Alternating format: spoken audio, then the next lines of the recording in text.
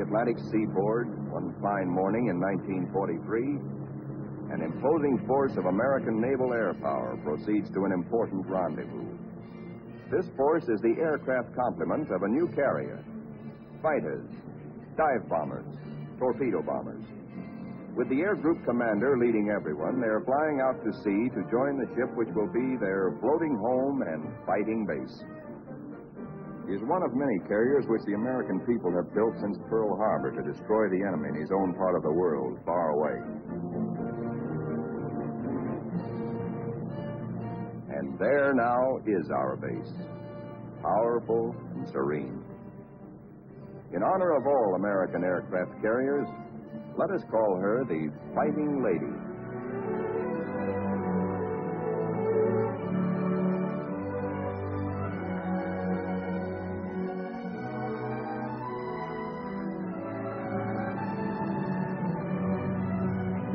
Against a good solid wind with their tail hooks down, our planes come into the broad flight deck of their new home.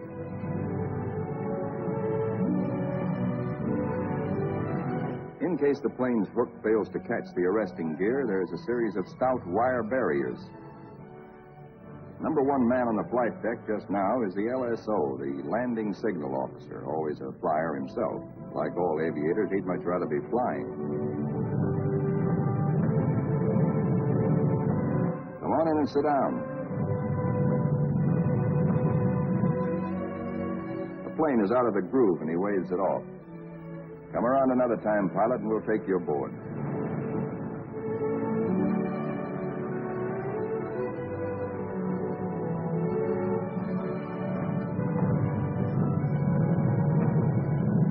When planes land, they taxi quickly forward out of the way. Later, they'll have to be shifted to the stern and rearranged in proper position for takeoff. This is called respotting the deck. Here is our skipper, Jocko, a veteran Navy flyer. Annapolis, 1917. He is not impressed by our earnest efforts, nor the flight deck control officers. The skipper calls all hands together and gives us a piece of his mind. We'll never be ready for combat unless you flight deck crews learn right now to work as a team. Don't you men realize that before long we'll be in dangerous waters? That's too slow. Bear a hand.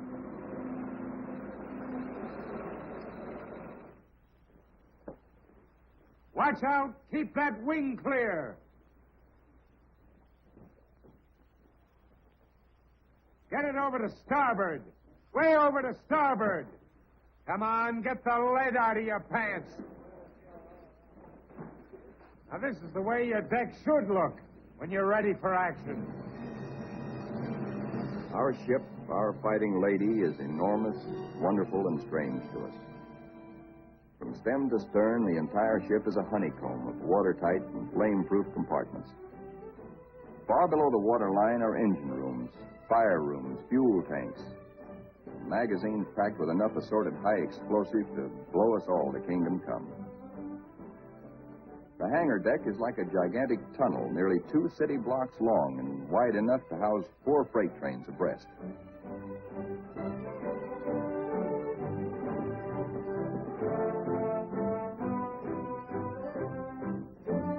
It'll take us a week, a month maybe, to learn our way around. These new surroundings are as mysterious to us as they are cold and impersonal. Our Fighting Lady is like a huge floating cave, noisy and uncomfortable.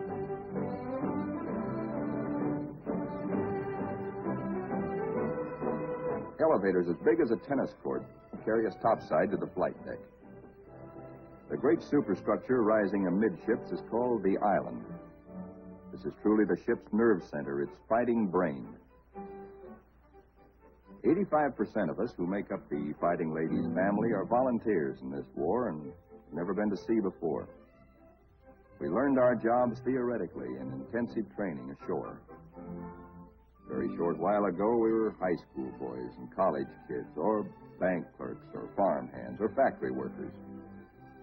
Now we are blue jackets and Marines, all members of a naval combat team nearly 3,000 strong.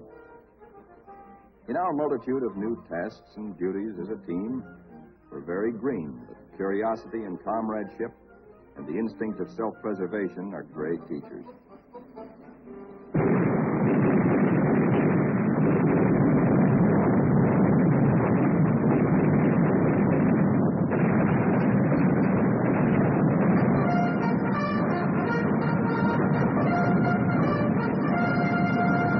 Some of us have to master the delicate and complicated instruments which control the fire of our 5-inch batteries, the guns that must defend the Fighting Lady when enemy dive bombers and torpedo planes attack.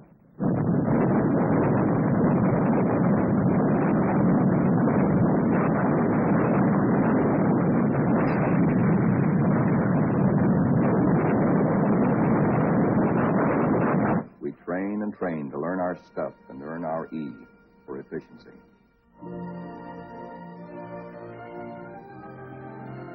The Fighting Lady's destination is still a closely guarded secret. No one can hide the fact that we're entering tropical waters. Our ship seems more friendly and comfortable now. We greenhorns feel that a suntan will at least make us look like fighting sailors. Even our mascot, Scrappy, has been at sea longer than most of us.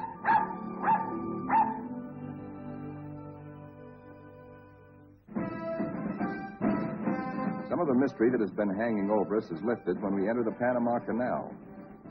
There's a lot of unprofessional nervousness about whether or not we're too big to get through the locks. By using lines instead of fenders, we do get through, as the naval constructors knew all along we would. Come on, hop aboard. We're going places. For 2 cents, I would. The only anybody wants to swap?